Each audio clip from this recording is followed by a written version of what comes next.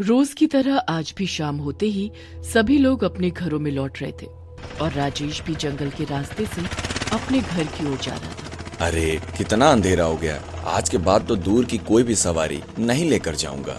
इतने में राजेश के फोन पर एक कॉल आता है। हेलो, कैसा है मेरा बच्चा? अरे आ रहा हूँ मेरे बच्चे। पापा, होली के रंग लेकर आ रहे हो ना? और कब तक आओगे? मैंने खाना भी नहीं खाया अभी तक। अरे आ रहा हूँ मेरे बच्चे। मम्मी को बोल खाना लगा कर रखे और मैं आ गया बस। अचानक राजेश के फोन में से एक भयानक आवाज आती है।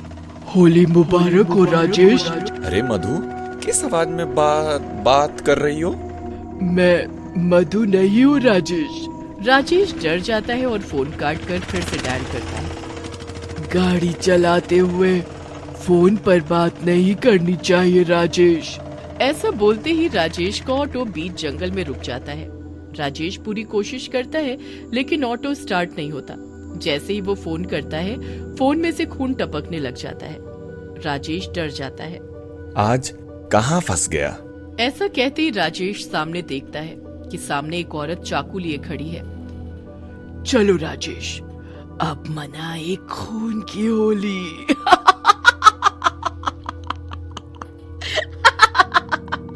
ऐसा बोलते ही वो औरत राजेश की तरफ आती है और चाकू से राजेश पर कई बार करती है। राजेश दर्द में काफी चिल्लाता है लेकिन चुड़ैल की हंसी राजेश की दर्दनाक चीखों को दबा देती है। उधर दूसरी तरफ राजेश की बेटी और पत्नी मधु राजेश का इंतजार करते करते भूखे पेट ही सो जाते हैं कि अचानक राजेश के फोन से मधु के फोन पर कॉल आता है। कहाँ हो आप? कितनी देर से आपका इंतजार कर रहे हैं। अरे घर के बाहर हूँ, तुम दरवाजा ही नहीं खोल रही हो। जैसे ही मधु दरवाजा खोलती है, राजेश वहीं पर खड़ा होता है। मधु उसको अंदर आने को कहती है और राजेश अंदर आ जाता है। मैं अभी खाना लगा देती हूँ, देखो तो कितने थके हुए लग रहे हो। राजेश जैसे ही मधु की ओर गर्दन घुमाता है, उसकी गर्दन धड़ से अलग हो जाती है। ये सब देखकर मधु जोर से चिल्लाती है, राजेश ये क्या हो गया? हे भगवान, ये क्या कर दिया? उसी समय वहाँ पर चुड़ैल आ जाती है और कहती है, ये भगवान ने नहीं, चुड़ैल ने किया है।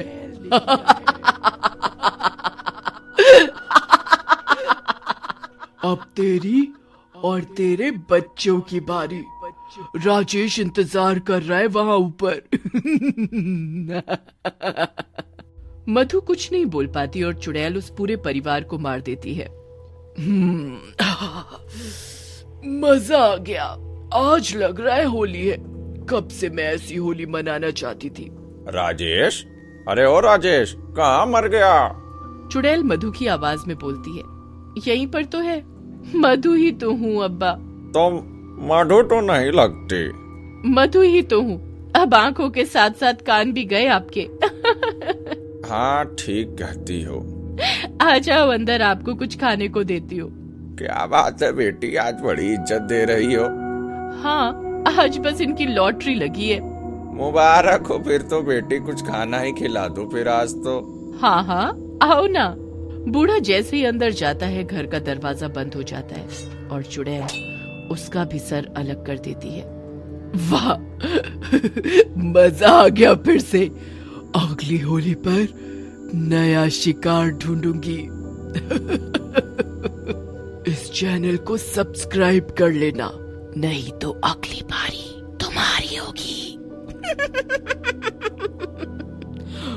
और हाँ, अपना कमेंट जरूर करना, कैसी लगी ये कहानी।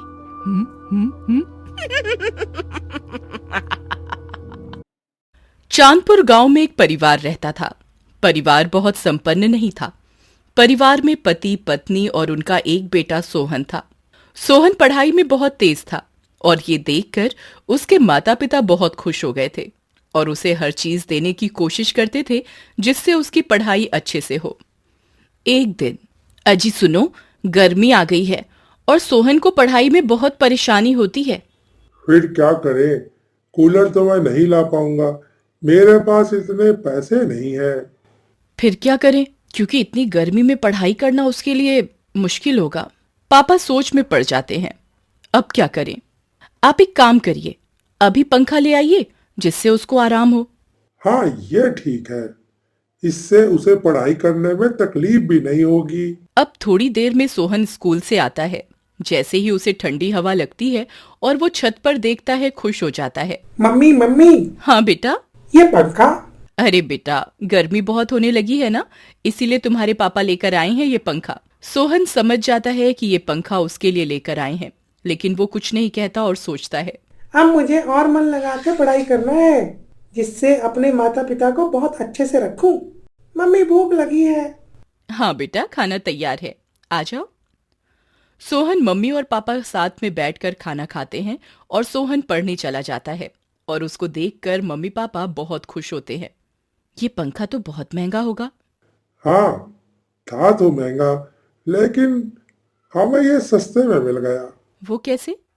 ये एक कबाड़ी वाला बेच रहा था, तो मैंने देखा और खरीद लाया। अच्छा, ये तो बहुत अच्छा हुआ, और ये हवा भी बहुत अच्छी दे रहा है। हाँ, अब शाम हो जाती है। सोहन थोड़ी देर खेलने भी जाता है, तो शाम को वो खेलकर घर आता है। तभी, अरे सोहन, ये चोट कैसे लगी? अरे मम्मी, थोड़ी सी चोट है, खेलते खेलते गिर गया था तो ये लग गई चोट छोटी सी। रुको, मैं अभी पंखा चलाती हूँ और दवा लगाती हूँ चोट पर। जैसे ही पंखा चालू करके मम्मी दवा लेने जाती है, सोहन कहता है, मम्मी मेरी चोट कहाँ गई? ये तो गायब हो गई। सोहन और मम्मी चौंक जाते हैं कि अचानक ये जादू कैसे हुआ।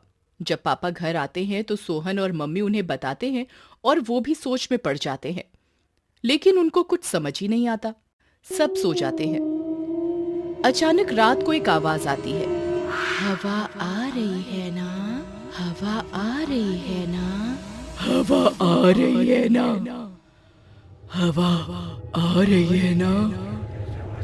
ये आवाज सुनकर सबकी नींद खुल जाती है। आवाज बहुत डरावनी होती है। मम्मी, ये किसकी आवाज थी? बेटा, शायद बाहर से ये आवाज आई। तुम सो जाओ, मैं और पापा हैं ना तुम्हारे पास। सोहन सो जाता है, लेकिन मम्मी पापा पूरी रात जागते रहते हैं। उनको कुछ समझ नहीं आता कि क्या हो रहा है। अगले दिन, आप आज गए नहीं काम पर? हाँ, आज थकान हो रही है और मुझे नींद भी आ रही है। कल रात तो नींद पूरी नहीं हुई। जैसे ही पापा सोते हैं, उनके कानों में फिर से वही आवाज आने लगती है, हवा आ रही है ना, हवा आ रही है ना। पापा चौंक कर उठते हैं। सुनो, तुमको कोई आवाज आई क्या? नहीं, लेकिन जैसे ही मम्मी की नजर पंखे पर पड़ती है तो मम्मी बहुत तेज चिल्लाती है, वो देखिए। पापा जैसे ही ऊपर देखते हैं, डर जाते हैं। पंखे पर एक बड़े दांत और सफेद बाल वाली औरत बैठी होती है। कौन हो तुम? हवा आ रही है ना।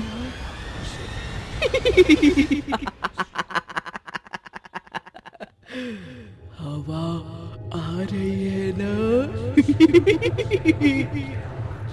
और चुड़ैल गायब हो जाती है। मम्मी और पापा डर जाते हैं और मंदिर जाते हैं और सोहन को भी स्कूल से ले जाते हैं। मंदिर जाकर पंडित जी को सारी बात बताते हैं। चलिए, मैं एक बार आपके घर देख कर आता हूँ। पंडित जी सोहन के घर आते हैं। सब देखते हैं और क्या हुआ पंडित जी? ये अब यहाँ से नहीं जाएगी, यही रहेगी। लेकिन ऐसा क्यों? कई साल पहले यह इसका घर हुआ करता था और इसके पति ने पंखे की हवा ना आने पर गुस्से में अपनी पत्नी को इसी पंखे से लटका दिया था। अब वह चुड़ैल बन गई है, लेकिन तुम्हें ये नुकसान नहीं पहुंचाएगी। इसको मुक्ति नहीं मिल सकती? 100 साल बाद ही इसे मुक्ति मिलेगी। अब चिंता ना करें, यह आपको नुकसान नहीं देगी। पंडित जी चले जाते हैं और सोहन, मम्मी और पापा घर के अंदर। तुम लोग घबराओ और डरो मत, मैं तुमको बहुत हवा दूंगी, बिल्कुल गर्मी नहीं लगेगी। थोड़े दिनों में सबकी उस चुड़ैल के साथ रहने की आदत हो जाती है। शिक्षा, कभी कभी सस्ती चीजों या फ्री की चीजों के कारण बहुत कुछ गलत भुगतना पड़ता है, लेकिन यहाँ चुड़ैल अच्छी थी तो सोहन का परिवार सुरक्षित रहा।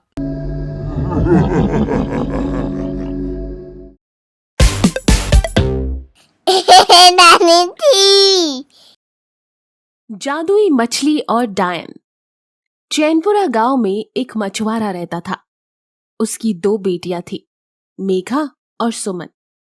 मेघा बहुत ही शरारती थी और सुमन बहुत ही भोली। मछुआरा रोज नदी से मछलियां पकड़ता और बाजार में बेच के जो पैसे मिलते उससे घर का खर्चा चलाता। कुछ दिन से मछुआरा तालाब पर जाता, लेकिन एक भी मछली नहीं मिलती।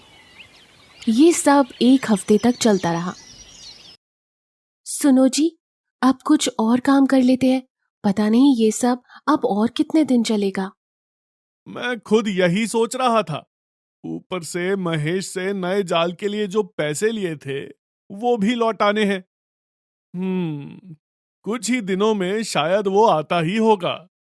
कहते हैं बुरा वक्त जब आता है तो सब तरफ से आता है। मछुआरे का ऐसा बोलना ही था कि दरवाजे से किसी के खटखटाने की आवाज आती है। मछुआरिन, तुम्हारे पति से कुछ काम था। जी आप कल आना, वो जरूरी काम से बाहर गए हैं। कह रहे हैं कि किसी के पैसे लेने हैं, शायद वही लेने गए होंगे। हाँ, पैसे से याद आया कि उसने मुझे भी कुछ पैसे देने का वायदा किया था। शायद वही लेने गए हों। ठीक है, मैं कल आता हूँ। पता नहीं किस्मत में ऐसा क्यों लिखा है।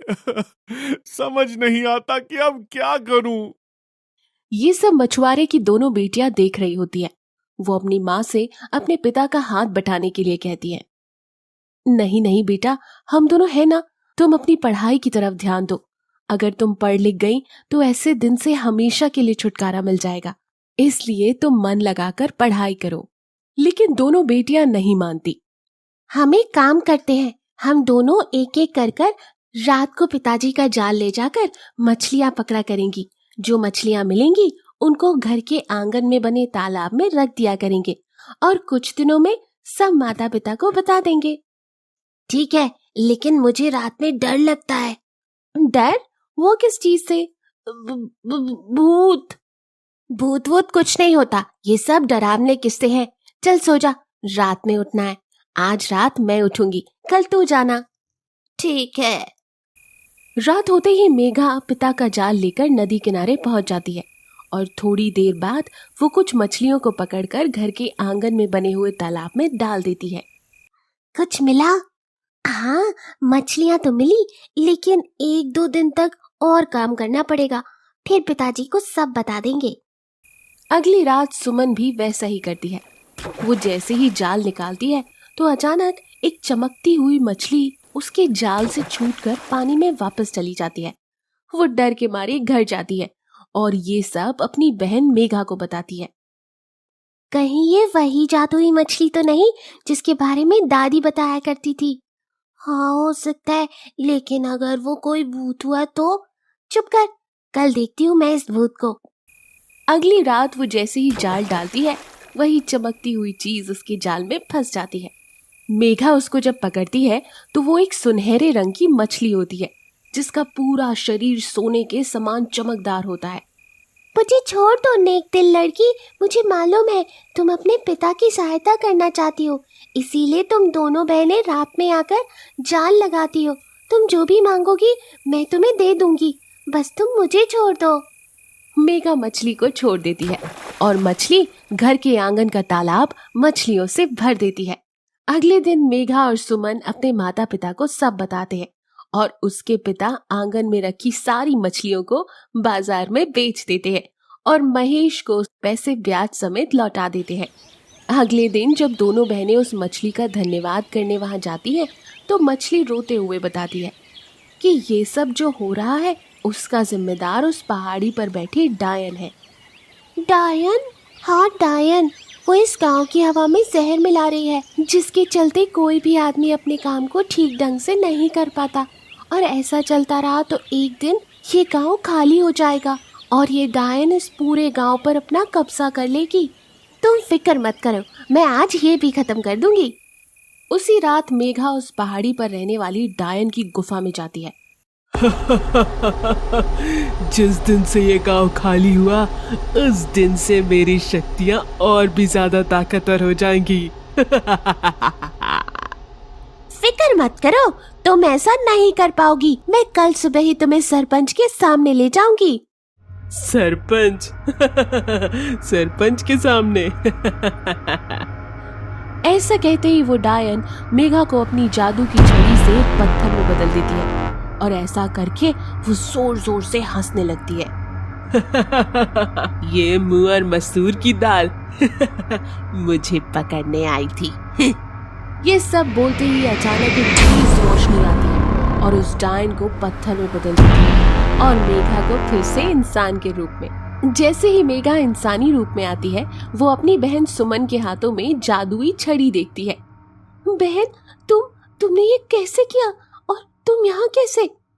दीदी, आपने ही तो कहा था कि भूत वूत कुछ नहीं होता, इसलिए मैं भी थोड़ी देर आपके पीछे पीछे आ गई।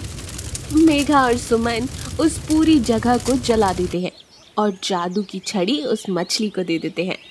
तुम इस छड़ी को संभाल कर रखना, जरूरत पड़ने पर हम इसका इस्तेमाल करेंगे। तो देखा, ताकत अगर ठीक ढंग से इस्तेमाल की जाए तो वो सदा के लिए आपके पास ही रहती है। अपने सुझाव नीचे कमेंट सेक्शन में ज़रूर करें और हाँ, लाइक करना ना भूलें। फिर मिलेंगे एक और नई कहानी के साथ। जैसे ही गुन्नू चिड़िया के पास गई तो देखा कि घोंसला खाली था और अंडे गायब थे। चिड़िया ने रोते हुए सारी बात बताई। दीदी, आप स्कूल गए थे तो पीछे से एक सांप आया था, वो मेरे सारे अंडे खा गया। ये सब सुनकर गुन्नू उदास हो गई और दादाजी को सारी बात बताई। उस रात गुन्नू को नींद नहीं आई, ना उस बेचारी चिड़िया को।